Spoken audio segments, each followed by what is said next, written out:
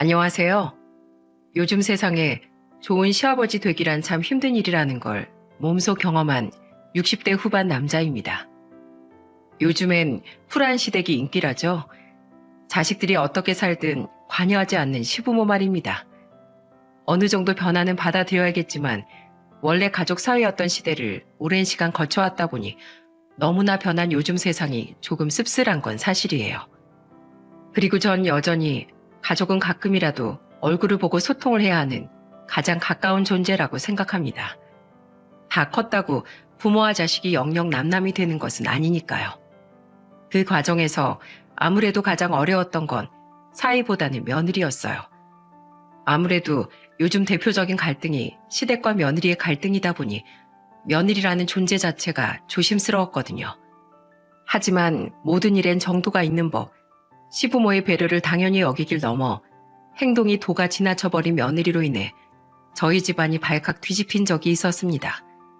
제 사연은 바로 그 며느리에 대한 이야기예요. 가난한 경상도 농가에서 태어난 저는 25세 근처 도시로 상경한 후 건설 현장 일을 시작했습니다.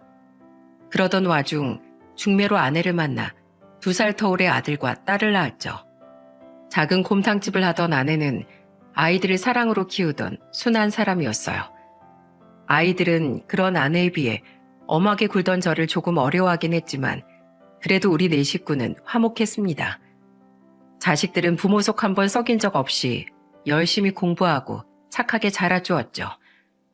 열심히 노력한 덕에 저는 제 팀을 꾸려 소규모 건설업체를 운영하게 되었습니다. 또한 아내 곰탕집은 입소문이 나서 유동인구가 많고 넓은 건물로 확장 이전을 했죠. 우린 그렇게 나름 중산층이라고 자부할 수 있는 경제력을 쌓았고 아들과 딸은 서울에 있는 대학에 진학했어요.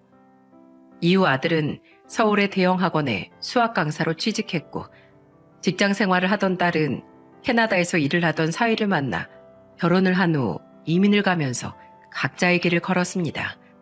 평화로운 저희 집에 균열이 생기기 시작한 건 아들이 동생보다 늦은 결혼을 하면서부터였어요. 아들은 나이 35에 같은 학원에서 영어 강사로 일하던 며느리와 결혼을 했습니다. 처음 며느리가 집에 인사를 왔을 땐 조금 특이해서 놀랐던 기억이 나네요. 아들은 우리에게 며느리를 이렇게 소개해 주더군요. 아영이가 초등학생 때 미국으로 유학 갔다가 20대 후반이 돼서야 한국으로 들어왔대요. 쭉 미국에서 자라서 그런지 굉장히 솔직해요. 다 같이 첫 식사를 하는데 분위기가 너무 어색해 저는 며느리에게 말을 걸었습니다. 하지만 돌아온 대답에 저는 굉장히 당황하고 말았죠. 음식은 입에 맞니? 뭘 좋아하는지 아직 몰라서 우리 집사람이 신경 많이 썼어. 국이 좀 맵네요. 응? 경상도식 소고기 묵국은 원래 맵게 끓인단다. 맛이 없니? 아니요, 그건 아닌데 저는 미국에서 자라서 매운 걸 잘 못 먹어서요. 그래도 다른 거 많이 먹을게요. 신경 써주셔서 감사해요, 아버님. 아무렇지도 않게 대답한 며느리는 잡채와 갈비만 쓱쓱 집어먹더니 자신은 입이 짧다며 젓가락을 빨리 내려놓더군요. 솔직히 그렇게 썩 마음에 드는 며느리감은 아니었습니다. 그래도 인사는 꼬박꼬박 잘하고 무엇보다 아들이 좋다고 하니 저와 아내는 딱히 반대하진 않았어요. 며느리의 집은 맞이인 며느리와 두 남동생을 모두 유학 보내느라 집안 형편이 썩 좋지 않다고 하더군요. 게다가 한 해 전엔 바깥 사돈께서 일찍 세상을 떠나셨기에 안사돈 혼자 집안을 이끌어가고 계셨죠. 저는 그런 아들에게 서울에 있는 아파트를 마련해 줬는데 그 전에 아들을 불러 각서를 한 장 받았습니다. 며느리 알면 속상할 테니 아파트를 내 명의로 해주는 건 너만 알고 있거라. 처음부터 다 가지고 시작하면 돈의 귀중함을 모르고 살게 될 거야. 네가 각서대로 잘 살면 내가 5년 뒤에 꼭 증여해 주마. 자, 받아 적거라. 첫째, 5년 안에 두 사람 힘으로 지금 가진 돈 외에 5천만 원 이상 모아서 사치하지 않은 모습을 내게 보여줄 것. 둘째, 양가 부모에게 항상 예의 있게 대할 것. 항상 말했듯 기본적인 도리를 잊은 사람은 대접받을 가치도 없다고 생각한다. 새아가 또한 네가 중심을 잘 잡아줘야 해. 솔직한 것과 예의 없는 것은 한 끗 차이니까 말이야. 셋째, 명절하고 우리 생일 포함 2달에 한 번은 집에 내려올 것. 우리가 살아야 얼마나 살겠니? 나중에 후회하기 전에 자식밖에 모르는 네 어미한테 얼굴 한 번씩은 비춰줘라. 네 동생이 캐나다에 터 잡은 뒤론 네 엄마가 많이 외로워했잖니? 3가지 다 지금 네가 하던 것과 별반 다를 일이 없지? 자식된 도리 잘 지키면서 알뜰하게 살라는 말이다. 솔직히 제가 효도 받아 먹으려고 각서를 받았겠어요? 한 달에 2사람 벌이에서 각각 50만 원씩만 각출해도 1년에 1,000만 원은 거뜬히 모을 수 있고 어차피 그 돈 또한 자기들 것이니 전혀 손해볼 일이 아니죠. 게다가 어른에게 예의 있게 굴라는 말은 각서가 아니어도 당연한 일이고 2달에 한 번 내려온다고 해봤자 1년에 명절 2번, 아내와 제 생일 각각 한 번을 제외하면 얼마나 되겠어요? 이렇게 각서를 받은 목적은 오롯이 아들이 자만하지 않고 살길 바라서였는데 문제는 며느리에게서 나타나더군요. 결혼한 이후 며느리는 명절을 제외하면 우리 부부의 생일 때조차 내려오지 않았습니다. 항상 내려오는 건 아들 혼자였어요. 네 엄마 생일인데 또 너 혼자냐? 며느리 생일이라고 우리가 보낸 용돈 30만 원을 홀랑 받아먹더니. 죄송해요 아버지, 아내가 일이 많이 바빠서요. 그리고 그날 저는 우연히 방에서 통화를 하던 아들과 며느리의 대화를 듣게 됐어요. 통화 볼륨을 올려놔선지 며느리의 목소리는 제게 굉장히 잘 들렸는데 며느리의 말을 듣고 기함을 했습니다. 다 큰 자식을 왜 자꾸 부르는 거야? 당신 부모 애야? 미국에서는 자식이 성인 되면 정신적으로도 다 독립시켜. 한국은 아직 발전이 덜 됐어. 나이 든 어른들이 문제야. 기가 차더군요. 아들은 며느리에게 화를 내고 있는 것 같았는데 저는 그런 아들의 전화를 냉큼 빼앗아서 화를 냈어요. 아들을 결혼시키고 무려 2년 동안 참았던 화가 폭발한 겁니다. 얘 며느라, 나 시애비다. 아버님, 2달에 한 번이면 생일 명절 빼곤 1년에 2번 정도 내려올까 말까 한 횟수다. 결혼하면 핏줄이 끊기냐? 넌 세상에 혼자 태어났어? 가족이고 뭐고 아예 남남으로 살아야 한다 이거야? 그런 마음이면 명절에도 오지 말거라. 너 같은 며느리 필요 없다. 아버님, 그게 아니고요. 제가 죄송해요. 제가 너무 피곤해서 남편한테 말이 헛나왔나 봐요. 그래도 남의 통화 내용을 그렇게 들으시면 사생활 침해인데 조심 좀 해주세요. 저도 조심하겠습니다. 사과인지조차 모를 말을 내뱉고 며느리는 전화를 끊더군요. 화가 난 제 표정을 보자 아들은 죄송해서 어쩔 줄을 모르더라고요. 저는 그런 아들에게 이렇게 호통을 쳤죠. 그놈의 미국식 개인주의인지 솔직함인지 아주 며느리 2번 들였다간 내 머리가 숭숭 빠지겠구나. 죄송해요 아버지. 생각보다 가치관이 다르다는 게 많이 힘드네요. 제가 잘 타이를게요. 그리고 몇 달 지나지 않아 다음 명절에 내려온 며느리는 뭘 잘했다고 뾰로통해 있더군요. 마음 같아선 뭐하러 왔냐고 묻고 싶었지만 어른으로서 자식을 포용해 줘야 한다고 생각해 저는 마음속으로 참을인을 5번이나 그렸습니다. 그런데 그날따라 며느리는 소파에 가만히 앉아 손가락 하나 까딱하지 않더라고요. 평소에도 일을 거둔 건 아니었지만 그래도 저를 포함한 가족들이 분주히 일하고 있으면 음식을 나르는 신용이라도 하더니 그날은 아예 밥상을 받아먹기만 하더군요. 게다가 아내가 미리 신경 써서 준비한 음식들도 젓가락으로 뒤적뒤적 깨작깨작 하는 게 너무 꼴보기 싫더라고요. 그래도 저는 애써 참으며 며느리에게 물었습니다. 왜? 입맛이 없어? 네, 요즘 계속 모시고 일했더니 입맛도 없고 피곤하네요. 근데 이건 뭐예요? 홍어 처음 보는구나. 그거 너희 시아버지가 좋아하는 건데 네 입맛엔 안 맞을 수도 있어. 아내는 잘해주고 싶었는지 며느리의 물음에 얼른 대답해 주더군요. 며느리는 호기심을 보이며 홍어를 입에 넣더라고요. 하지만 곧바로 튀어나온 며느리의 말에 우린 모두 자리에 굳고 말았습니다. 며느리는 홍어를 밥상에 퇴하고 뱉으며 정확히 씨, 삐리리 이라고 소리쳤거든요. 그리곤 그제야 정신이 들었는지 제 눈치를 보더라고요. 죄송해요. 저도 모르게 그만. 이런 음식 처음 먹어봐서 너무 놀라서요. 그러니까 어머님, 왜 저한테 미리 더 주의를 안 주셨어요? 입맛 다 배렸네. 저는 더 이상 참을 수가 없었습니다. 저는 젓가락을 탁소리 나게 내려놓곤 며느리에게 호통을 치기 시작했죠. 너 정말 해도 너무하는구나. 음식이 입에 안 맞아서 놀랐으면 서로 취향이 다르구나 하고 말 것이지. 누가 너한테 먹어보라고 강요했니? 그리고 내가 하루 종일 두고 봤는데 너 아무리 우리가 배려해준다고 해도 가족들이 다 같이 일하고 있는데 어쩜 그렇게 손 하나 까딱을 안 하냐. 명절 음식이야. 네 시애미가 너희들 고생할까봐 어제 나랑 같이 다 해놔서 할 것도 없고 고작 하는 일이라곤 다 같이 제사상 밥상 차리고 치우는 일이 전부인데 네가 무슨 상전이야? 저는 손님이잖아요, 아버님. 손님이 왜 일을 해요? 손님은 대접받아야죠. 그리고 이 제사도 제 조상님도 아니고 이런 건 다 미신이에요. 전 이런 거에 익숙하지 않다고요. 당신, 나 당신 집 가서 장인어른 제사도 다 지내고 오는데 무슨 미신 같은 소리야? 그럼 나도 내 조상님 아니니까 장인어른 제사 지내면 안 되겠네. 친정만 가족이고 시댁은 가족도 아니다 이거야? 그럴 거면 나랑 결혼을 왜 했어?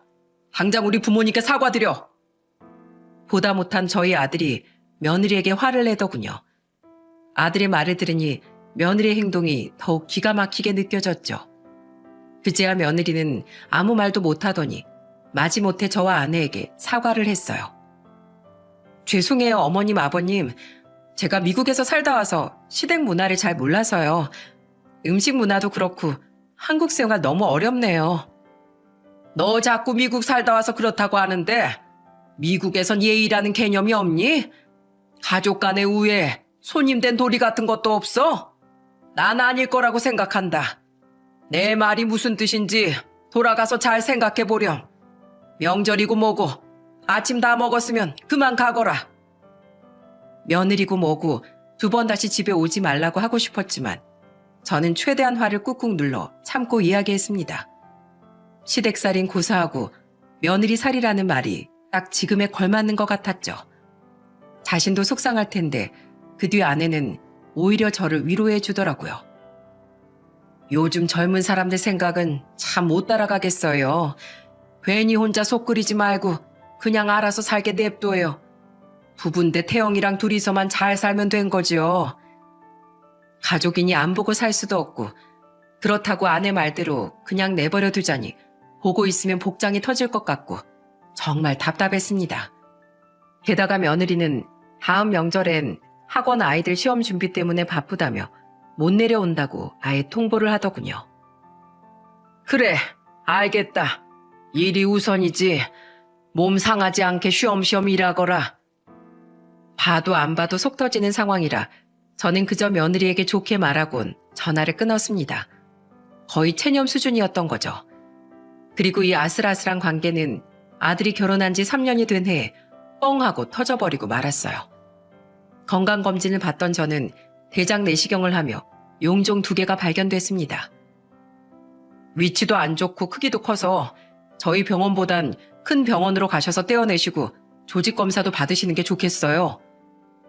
너무 무서웠습니다.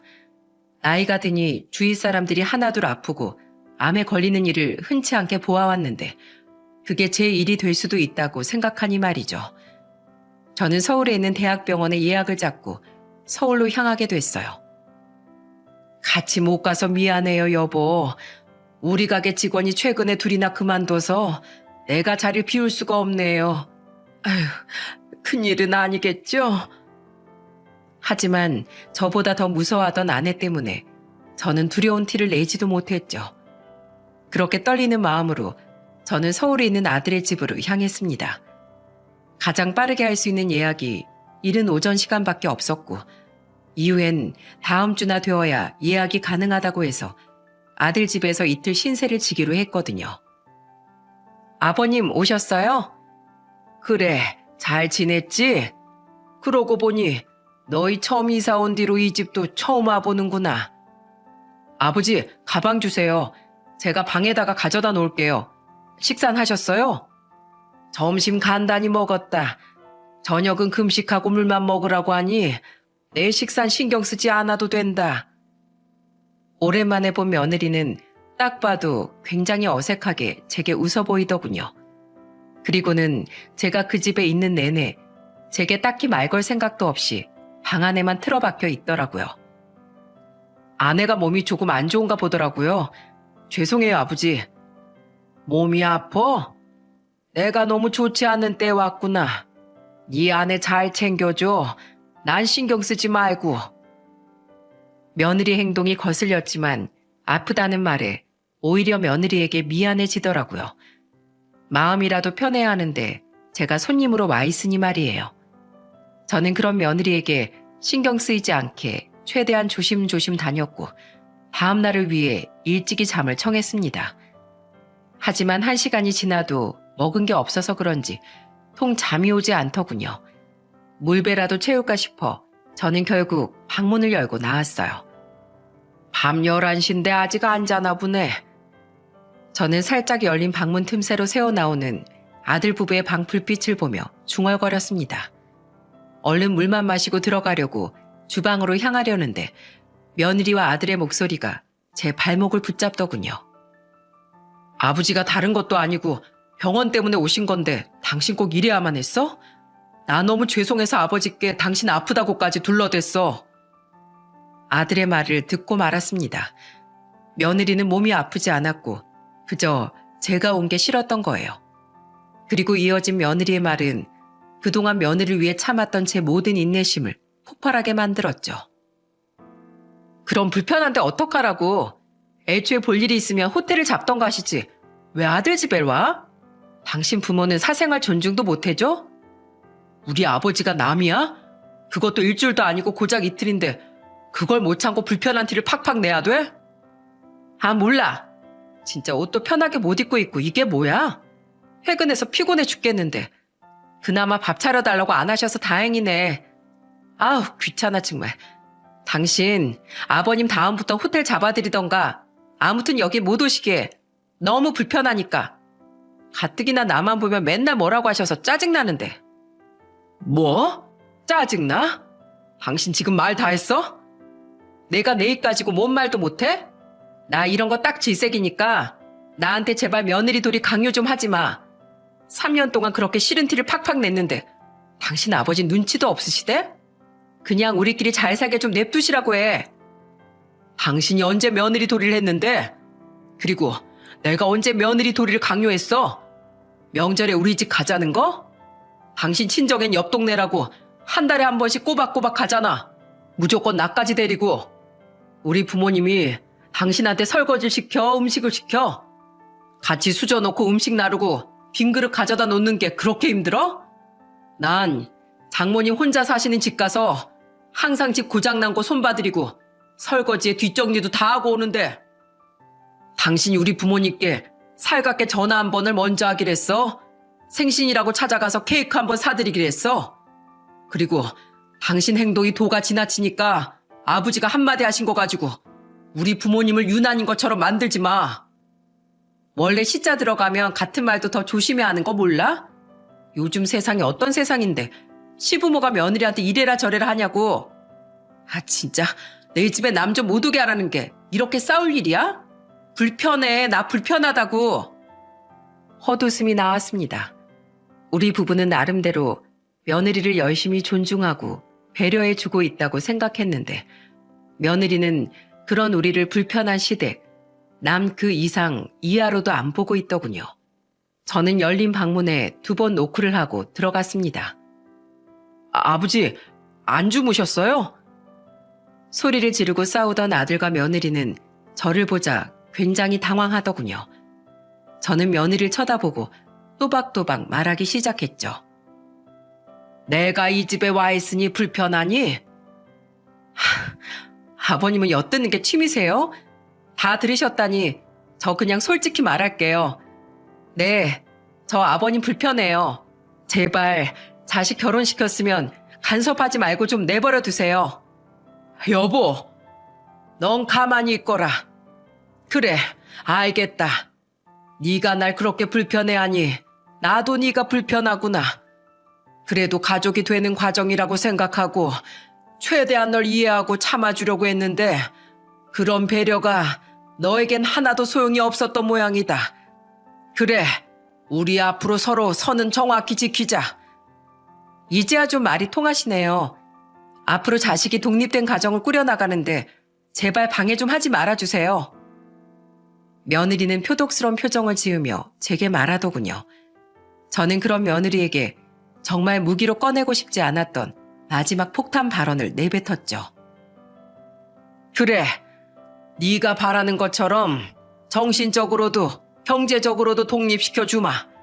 나도 네가 불편하니 이 집에선 네가 나가거라. 제 집인데 제가 왜 이 집에서 나가요? 이게 왜 네 집이야? 엄연히 내 명의로 된 내 집인데 내가 네 마음이 불편할까봐 숨긴 건데 사실 내가 이 집 사줄 때 혜영이한테 각서를 하나 받아뒀다. 혜영이 너 집에 있는 각서 좀 꺼내서 새아가한테 보여줘라. 내가 각서 내용만 잘 지키면 5년 뒤에 이 집 명의를 돌려준다고 했는데 그 각서 내용 중 지켜진 게 몇 개나 있는지 모르겠구나. 그래도 집을 무기로 휘두르는 건 어른으로서 치졸한 것 같아. 내 최대한 집 이야기는 꺼내지 않으려고 했는데 너 하는 꼴을 보니까 괘씸해서 절대 이 집 못 주겠구나. 혜영이 너 3년 동안 돈은 얼마나 모았니? 2,500만 원 정도. 5년 안에 5천만 원은 택도 없겠구나. 각서 중에 지켜진 내용은 하나도 없던 게야. 혜영이 너한테 말했지? 기본적인 도리도 못 지키는 사람은 대우해줄 가치가 없다고. 며느리 네가 며느리 된 도리, 자식 된 도리 다 하기 싫다고 하니 나도 부모 된 도리 너에게 해주고 싶지 않구나. 그러니까 나가라. 혜영이 너도 마찬가지야. 아들은 고개를 푹 숙이곤 제게 죄송하다고 말하더군요. 한편 며느리는 차마 믿지 못하겠는지 아들이 건네준 각서를 몇 번이고 계속해서 읽어보더라고요. 그러더니 대뜸 아들에게 소리를 빽 지르는 게 아니겠어요? 이거 사기 결혼 아니야? 왜 이걸 나한테 말을 안 했어? 알았으면 나도 좀 더 신경을 썼을 거 아니야? 며느리의 말에 결국 아들은 폭발을 한 모양입니다. 아들은 그런 며느리에게 결국 참았던 말을 전부 내뱉고 말았거든요. 돈 모으는 건 함께 지키지 못했으니 그렇다 치고 명절 생신 빼고 1년에 2번 더 우리 집 내려가는 거 부모님께 예의 있게 구는 일이 꼭 말을 해야만 지킬 수 있는 일이야? 이건 자식으로서 기본적으로 할 수 있고 해야만 했던 일이잖아. 나도 당신을 선택한 책임이 있으니 어떻게든 참고 당신을 설득하고 고쳐보려고 노력했어. 근데 당신은 안 되겠다. 당신하고 살다간 내가 우리 부모님하고도 멀어질 것 같아. 나 더 이상 내 부모님 속 타들어가게 하고 싶지 않으니까 당신 그냥 짐 싸서 이 집에서 나가. 난 나대로 살지 구할 테니까. 우리 그냥 이혼해. 이혼? 이혼이라니 고작 이런 일로? 이런 일을 고작이라고 생각하는 것 자체가 내가 더 이상 당신하고 살 수 없는 이유야. 내가 사람을 잘못 봐도 한참 잘못 봤어. 아들의 엄청난 발언에 며느리는 잔뜩 겁에 질린 표정을 짓더라고요. 그리고 그제야 며느리는 저와 아들에게 싹싹 빌기 시작했죠. 여보, 내가 잘못했어. 아버님, 제가 잘못했어요. 그게 사실은요. 제 친구들이 미국이랑 달리 한국 시댁은 지독하고 무섭다고 처음부터 길을 잡아놔야 나중에 며느리 마음대로 안 휘두르려고 한다고 말해줬어요. 그래서 일부러 더 시댁에도 안 내려가고 무시 안 당하려고 세게 나간 거예요. 처음부터 선을 확실히 그어놔야 나중에 오히려 서로 편하다고 그래서요. 근데 제가 도가 지나쳤어요. 여보, 제발 이혼하자는 말을 하지 마. 이혼이 애들 장난도 아니고 어떻게 그렇게 쉽게 말을 해. 아버님, 결혼에는 책임이 따르는 법이라고 그러셨잖아요. 그러니까 제발 이 사람 좀 알려주세요. 네? 친구들 말? 넌 어른이 돼서 해도 될 일, 안 될 일도 구분도 못하냐? 실수로 사람 때려놓고 친구가 시켰어요. 몰랐어요. 이러고 법정에서 말할 거야? 그럼 다 용서가 된다니? 됐다. 밥 안 먹어서 말할 기운도 없고 난 내일 병원 갔다가 알아서 집에 갈란다. 이 집은 내놓을 테니까 둘이 알아서 해. 아버님. 이제 머리까지 핑글핑글 도는 것 같아 저는 방에서 나왔습니다. 아들은 끝까지 제게 매달리려는 며느리를 붙잡고 놓아주지 않았죠. 거의 뜬 눈으로 밤을 지새운 저는 다음 날 아들과 함께 병원으로 향했습니다. 밤에 들어보니 아들은 결국 며느리를 집 밖으로 내쫓은 것 같더군요. 어젯밤에 집사람 친정으로 짐 싸서 보냈어요. 저도 집 알아볼게요, 아버지. 결혼해서 잘 사는 모습 보여야 하는데 이런 걸 보여서 정말 죄송해요. 네가 선택한 결혼이니 네가 알아서 하거라. 그렇게 용종을 제거하고 수면 마취가 풀린 전 아들과 함께 다시 아들 집으로 돌아왔습니다. 조금 쉰 뒤에 집으로 돌아가려고 말이죠. 그런데 안사돈이 며느리와 함께 집에 와 있더군요. 안사돈은 저를 보자마자 며느리를 무릎 꿇리더니 대뜸 제게 사과를 하기 시작하시더라고요. 얘기 전부 들었습니다, 박가사돈. 정말 죄송합니다. 제가 하도 기가 차서 아침 내내 등짝을 두들겨 패줬어요. 애 아빠도 살아있었으면 아주 얘를 가만두지 않았을 거예요. 박가사돈, 핑계 같지만 얘가 어릴 때 미국 건너가서 동양인이라고 인종차별을 엄청 많이 당했어요. 그래서 애가 무시당하는데 트라우마가 생겼는데 그것 때문에 지레 겁을 먹고 그런 되바라진 행동들을 한 것 같습니다. 저희 집에 와선 워낙 김서방이 살갑게 굴고 딸애도 아무 말이 없어서 이런 식으로 두 분께 행동하고 있을 줄은 상상도 못했어요. 제가 부모로서 애 옆에 붙어서 사람 구실부터 하게 만들었어야 했는데 공부가 뭐라고 애들을 전부 품 안에서 떼어놓고 키웠다 보니 인성교육을 제대로 못 시켰습니다. 다 제 탓이에요. 정말 죄송합니다. 사돈, 얘를 이대로 길바닥에 내쫓든 호되게 회초를 드시든 상관하지 않을 테니 부디 우리 애한테 한 번만 기회를 주시면 안 될까요? 사람 될 기회 말입니다. 한 번만 너그럽게 봐주신다면 하늘에 있는 애 아빠도 사돈 어른께 정말 감사해야 할 겁니다. 너 당장 잘못했다고 도 싹싹 안 빌어? 넌 네 시아버지께 제대로 용서받고 사람 돼서 오기 전까진 우리 집에 발들이 생각도 하지 마라. 내가 널 금수로 키우려고 그 비싼 돈 들여서 유학 보내는 줄 알아? 김서방, 내가 정말 자네에게 면목이 없네. 우리 딸한테 화가 많이 난 거 잘 알고 있네만 한 번만 남편으로서 못난 아내를 용서하고 품어주면 안 되겠나? 에휴, 내가 염치 없지만 이렇게 부탁하네. 아버님, 제가 정말 잘못했어요. 여보, 나 이혼하기 싫어. 나 당신 없으면 못 살아. 나 제발 한 번만 용서해줘. 아들은 제가 용서하기 전까진 며느리를 용서할 생각이 없다고 말하더군요. 한참 뒤 안사돈이 돌아간 후에도 며느리는 여전히 무릎을 꿇고 제게 용서를 구하고 있더라고요. 안사돈의 간곡한 부탁에 마음이 약해진 저는 그런 며느리에게 결국 이렇게 말했어요. 알았으니 그만 일어나거라. 앞으로 네가 어떻게 하나 본 뒤에 내 용서해 줄지 말지 널 앞으로도 내 가족으로 생각할 수 있을지 판단해보마. 너 그때까지 토달지 않고 내가 하라는 대로 할 수 있겠어? 네, 기회만 주시면 뭐든지 다 할게요. 그러니까 제발 이대로 저 외면하지 말아주세요, 아버님. 알겠다. 혜영이 너도 네 안사람과 잘 대화해보려무나. 아이고 골치야. 집 문제는 우선 미뤄두자. 이제 난 집에 가련다. 서울에 와서 좀 쉬다 갈랬더니 아주 몸도 마음도 천근만근이 돼서 돌아가는구나. 대중교통을 탄다는데도 한삭과 아들은 저를 그 먼지까지 데려다 주었습니다. 서울에서 있던 일을 들은 아내는 속상함을 감추지 못하더군요. 잘했다는 건 아니지만 며느리도 나름대로 사정이 있던 것 같으니 부디 이번 기회에 잘못을 뉘우치고 우리하고도 좀 가까워졌으면 좋겠네요.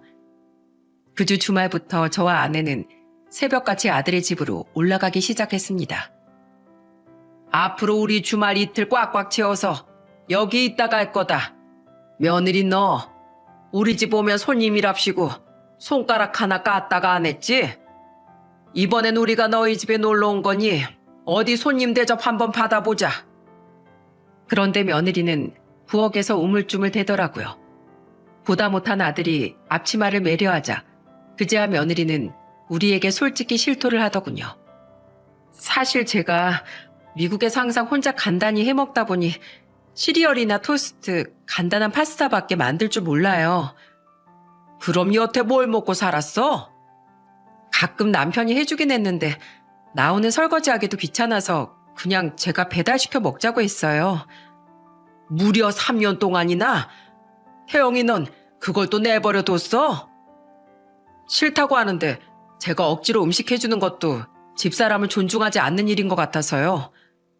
빚도 없고 넉넉하게 시작했더니 아주 돈 무서운 줄 모르는구나. 이러니 돈도 여태 제대로 못 모았지. 혜영이 넌 가만히 있고 며느리 네가 참기름에 밥이라도 비벼서 손님상 내와봐. 미리 온다고 얘기해놨으니 뭐라도 준비해놨을 거 아니야?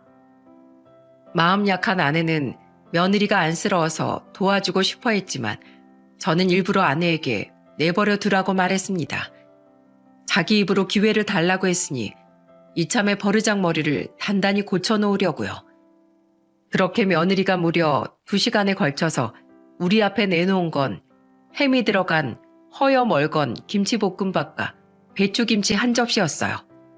자기가 봐도 너무 없어 보였는지 며느리는 고개를 푹 숙이고 이러더라고요. 이만한 사람 수대로 음식 하나 만드는 게 이렇게 오래 걸리고 어려운 일인지 몰랐어요. 그동안 어머님이나 저희 엄마가 해주시는 음식을 당연하게 받아먹기만 해서요. 죄송해요. 그렇게 한 숟가락 떠먹어본 김치볶음밥은 거의 맹탕이었습니다. 또 어느 부분은 소금이 뭉쳐 짜고 김치는 제대로 잘리지도 않았더군요. 아내와 아들은 꾹 참고 그냥 씹어 넘기는 것 같았는데 저는 일부러 과거 며느리가 했던 것처럼 솔직하게 말해줬어요. 소금 뭉친 데는 짜서 못 먹겠고 나머지 싱거워서 못 먹겠다. 김치는 씻어 놓고 햄은 갈아서 넣은 거냐? 아무튼 내 입맛엔 영 안 맞는다. 난 입맛 없어서 더 못 먹겠다. 그래도 열심히 만든 건데 너무하세요, 아버님. 내가 너무하다고? 너도 내 아내가 해준 국 먹고 매워서 못 먹겠다. 품평지라고. 입맛이 없어서 못 먹겠다고 열심히 음식한 네 시어머니 기운 빠지게 하지 않았어? 이게 네가 말하는 솔직하고 무시 안 당하는 화법 아니냐? 나도 그렇게 한번 솔직해져 보련다. 그래도 난 소금 뭉친 부분 씹을 때 너처럼 욕은 안 했다. 일명 거울 치료였죠. 자신이 한 짓을 고스란히 상기시켜주자 며느리는 아무 말도 못하더군요. 그날 점심으로 며느리가 내놓은 김치전도 맛이 희한하기 마찬가지였고 결국 보다 못한 아내가 저녁엔 치킨을 시켜 먹자고 제안하기도 했죠. 다음 날에도 며느리는 내내 주방에 붙어 있었는데 저와 아내는 일부러 설거지도 뒷정리도 아무것도 돕지 않았어요. 오직 아들만이 엉망이 된 주방을 며느리와 함께 정리하기 바빴죠. 그날 저녁 석탄맛 고등어 구이를 먹은 저는 며느리에게 물었습니다. 어디 우리 이제 그만 오랴? 아니에요, 아버님. 제가 그동안 잘못해 왔던 만큼 열심히 해볼게요. 아버님 덕분에 남편도 제게 한 번만 기회를 더 준다고 말해줬어요. 그 다음 주에 가보니 며느리는 이번엔 만반의 준비를 해놓았더군요. 잡채와 김치찌개, 직접 버무린 듯한 무생채와 파전까지 놓여 있었죠. 하지만 여전히 김치찌개는 맹탕이었고 무생채는 어떻게 버무린 건지 시큼하기 짝이 없었고 파전에선 계란을 넣었는지 계란 껍질이 씹혔어요. 그리고 마지막으로 잡채에선 후추 냄새가 너무 강렬해 재료 맛이 전부 묻혀버렸더라고요. 간 안 본 거니? 아니요. 제가 열심히 한다고 했는데 그나마 최대한 살려서 이 정도인 거예요. 그래도 저번보다 가지수도 늘고 모양새는 제법 잡혔네요. 고생했다 아가. 맛있게 먹으마. 아내는 애써 며느리를 두둔해 주었지만 결국 커다란 계란 껍질을 씹은 아내는 잇몸에서 피를 보고 말았습니다. 며느리는 황급히 아내에게 휴지를 가져다 주며 눈물을 글썽거렸는데 착한 아내는 그런 며느리를 안심시키느라 바빴죠. 계란 껍질이 원래 한 번 들어가면 잘 안 보여. 네가 놀랐겠구나. 고생은 고생대로 하고 마음은 마음대로 불편하지? 난 괜찮다. 마음 쓰지 말어. 죄송해요, 어머니. 어머님은 뭐든 다 괜찮다고 제게 말씀해 주시는데 저는 버릇없이 저를 위해 정성껏 음식을 준비해 주신 어머니께 불평불만이나 해대고 제가 솔직한 게 아니라 무례한 거였다는 거 잘 알았어요. 그건 오히려 제가 무시당하지 않는 게 아니라 인격적으로 무시당할 행동이었다는 것도요. 이렇게 좋은 분께 제가 괜히 기싸움이나 하려 들었다니. 이제 네가 그동안 손님이랍시고 받아먹기만 한 밥상이 얼마나 정성이 많이 들어간 것들인지 알겠냐? 그런 정성을 그동안 네가 솔직함이란 핑계로 뭉개버렸다는 사실도 말이다. 우린 널 귀한 가족이라고 생각하고 애정을 담아 항상 정성껏 대접하려고 노력했다. 사랑하는 가족이니까 가끔이라도 얼굴 보고 싶었던 거고 진심으로 네가 잘 되길 바래서 네가 버릇없이 굴 때마다 혼을 냈던 거야.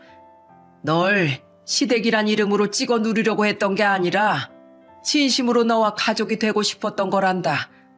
하지만 결국 네 마음의 벽 때문에 마음이 가까워지지 못했으니 우리 집에 오든 내가 너희 집에 오든 넌 항상 불편하기 짝이 없었던 거야. 어디 우리랑 진정한 가족이 되어보려 계속 노력해 볼 테냐? 네 솔직한 마음을 듣고 싶구나. 네, 아버님. 부족하고 서툴지만 더 열심히 노력해 볼게요. 이번엔 가지고 있던 편견을 모두 내려놓고 처음부터 시작한다는 마음으로요. 두 분께서 허락만 해주신다면요. 며느리는 첫 주와는 다르게 눈물을 뚝뚝 흘리며 말했습니다. 그 말에서 며느리의 진심이 느껴졌죠. 그리고 다음 월요일에 저는 당일치기로 서울에 올라와 조직 검사 결과를 들을 수 있었어요. 제 몸에서 나온 용종은 암으로 발전할 가능성이 있는 선종이었지만 다행히 악성은 아니었다더군요. 그제야 우리 가족은 내심 불안했던 가슴을 쓸어내릴 수 있었습니다.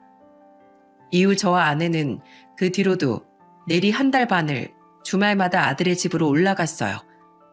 며느리는 용기 내어 아내에게 살림과 요리를 가르쳐 달라고 말하더군요.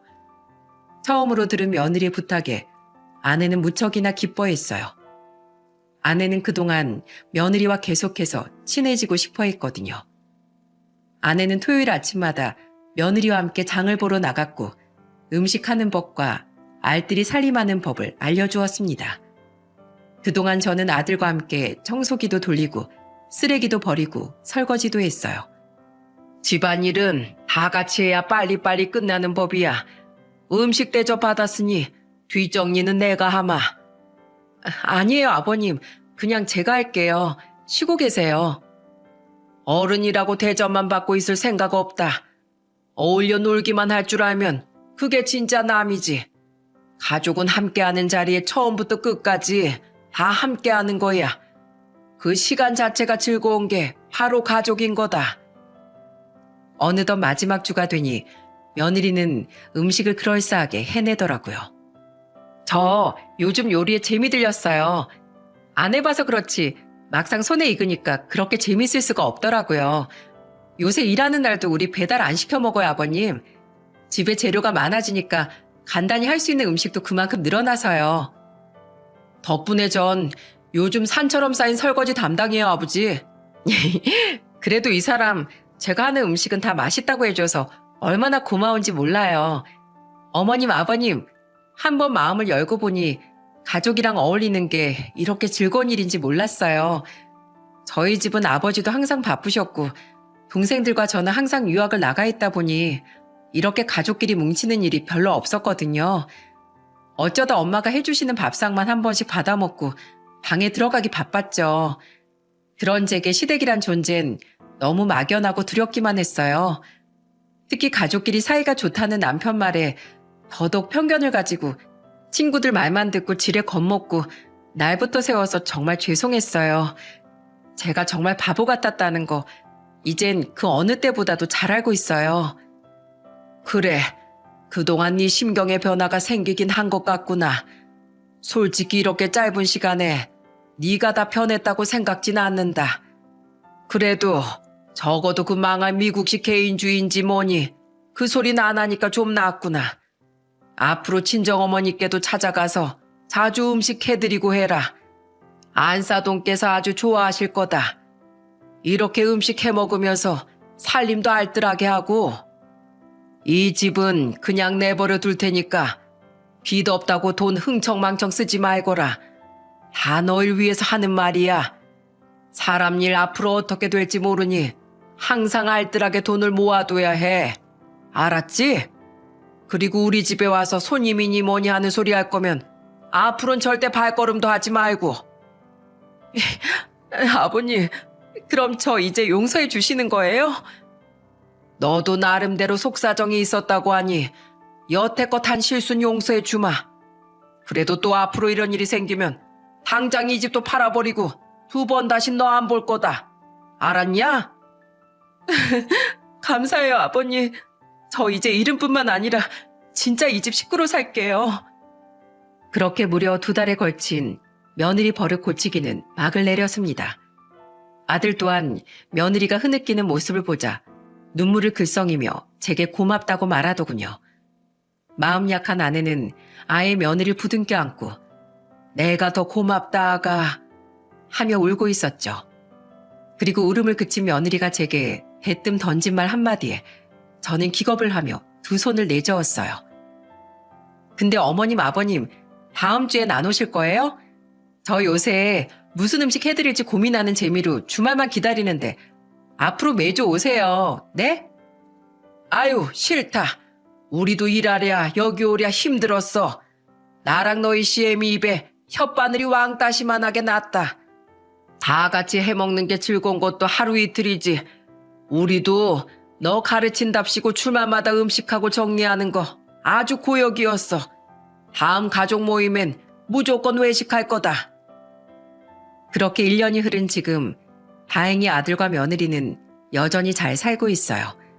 문제는 적당히 좀 오래도 자꾸 아들 부부가 2주에 한 번씩 저희 집에 내려온다는 겁니다. 아 그만 좀 오라니까. 아가 네가 새벽같이 와서 음식한다고 난리니까 나랑 네 시어머니가 쉬질 못하잖아. 2달에 한 번만 오라니까 왜 이렇게 자주 와? 우리도 좀 쉬자. 그러니까 그냥 받기만 하시라니까요. 저 이번에 궁중 요리 배웠거든요. 제가 오늘 임금님 수라상 차려드릴게요. 아유, 설거지 거리가 또 어마어마하게 나오겠구먼. 왜요 여보? 난 우리 예쁜 며느리 자주 봐서 좋기만 하구만. 아가, 내가 저녁엔 너 좋아하는 갈비 해주마. 이미 재료도 다 사놨어. 그러니까 저녁은 이 엄마한테 받아먹기만 해라. 알았지? 이렇게까지 자주 오길 바란 건 아니었는데 저와 아들은 요새 조금 피곤한 상태랍니다. 신난 건 며느리와 제 아내뿐이었죠. 캐나다의 바깥사돈의 건강 문제 때문에 2년 만에 한국에 들어왔던 딸과 사이는 그런 우리를 보며 재밌다는 듯 웃더라고요. 우리 아버지 임자 만나셨네. 세연이 2년 전에 봤을 때까지만 해도 엄청 새초롬했는데 역시 사람이 처음엔 좀 투닥거려 봐야 친해지는 건가 봐요. 다들 사이 좋아 보여서 괜히 질투나는데? 우리 아버님도 건강해지셨으니 우리도 이젠 한국 자주 들어와야겠다. 그치 여보? 자주 오세요 아가씨. 다음엔 우리 조카들도 꼭 데리고요. 이렇게 다 같이 모이니 얼마나 좋아요. 근데 어머님 아버님 오지 말라고 말씀 안 하셔도 저 앞으로는 자주 못 내려올 것 같아요. 저 사실 이번에 임신 5주 진단 받았거든요. 2분 이제 곧 친손주 만나게 되실 거예요. 아이고 그게 정말이냐? 세상에 이게 무슨 경사야. 우리 며느리 한번 안아보자. 아주 예뻐 죽겠구나. 아휴, 이렇게 행복할 때가. 여보, 임신 초기라잖소. 젊은 나이도 아닌데 조심시켜야지. 고생 많았다 어머마. 그동안 애가 안 생겨서 너희가 마음고생 많았는데 정말 잘 됐어. 축하한다 내 며느리. 딸과 사이는 놀란 표정으로 박수를 치며 축하해 주었어요. 아들은 쑥스러운 듯 뒤통수를 긁적였죠. 아내는 감격해 눈물까지 글썽였는데 저는 괜히 분위기가 무거워지는 것 같아 며느리에게 농담을 건넸습니다. 근데 며느라, 부디 네 아이는 미국식으론 키우지 말거라. 아이 참, 미국 사람들이 다 그런 게 아니라 그땐 제가 베베 꼬였던 거라니까요. 하여튼 우리 아버님 뒤끝 기시다니까. 네, 아주 제가 신사임당으로 키우겠습니다. 그러니까 아버님, 부족한 저 대신 꼭 많이 가르쳐 주셔야 돼요. 아셨죠? 아버님, 그때 아버님이 절 용서해 주신 덕에 제가 이렇게 엄마가 되는 행운까지 가질 수 있었어요. 그러니까 아버님, 그때 저 포기 안 하고 진정한 가족으로 만들어 주셔서 정말 감사했습니다. 어머님, 아버님, 이게 다 두 분 덕분이에요. 정말 감사드려요. 중간에 우리를 가로막고 있던 오해를 걷고 보니 며느리는 참 밝고 명랑한 아이였습니다. 어른인 저와 아내에게도 거리낌 없이 친근하게 대해주어 어떨 땐 저를 어려워하던 제 자식들보다 편할 때도 있답니다. 속으로만 생각한 건데 앞으로 태어날 손자는 며느리의 자유분방함을 적당히 섞어서 닮았으면 좋겠습니다. 저는 항상 제가 정답이라고 생각했지만 며느리를 보니 꼭 저처럼 자식을 엄하게만 키우는 것이 현답은 아닌 것 같다는 마음이 들었거든요. 아들의 집은 아직 제 명의지만 손주 낳고 앞으로도 무탈하게 잘 산다면 몇 년 안에 합법적으로 증여를 해줄 생각입니다. 지켜볼 만큼 지켜본 뒤엔 정말로 아들 부부를 며느리의 말 맞다나 경제적, 정신적으로 모두 독립시켜주는 게 맞으니까요. 그것도 그거고 사실 아직 약간의 대출금이 남았거든요. 아들에게 대출금까지 증여해주고 싶지 않은 게 부모 마음 아니겠습니까? 여러분, 요즘 시대가 많이 바뀌며 특히 시댁과 며느리 사이에 갈등이 많이 생기는 것 같아요. 어른들은 요즘 애들이 이해가 안 간다고 하고 젊은이들은 그런 어른을 고리타분하다고 생각하니까요. 하지만 나이 든 사람, 젊은 사람 할 것 없이 마음을 열고 상대를 이해하려고 노력한다면 모두의 행복을 위한 길이 분명 열릴 거라고 생각합니다. 서로 온전히 마음을 여는 것, 그것에서부터 가족은 시작된다는 말을 하고 싶어 저는 이 사연을 보내게 된 거예요. 매해 수많은 젊은이들이 부부가 됩니다. 그만큼 많은 분들에겐 새로운 가족이 생기겠죠. 그 과정에서 큰 우여곡절을 겪더라도 부디 여러분 모두 지금의 우리처럼 결국엔 단단한 가족으로 거듭나시길 바라겠습니다. 함께해 주셔서 감사합니다.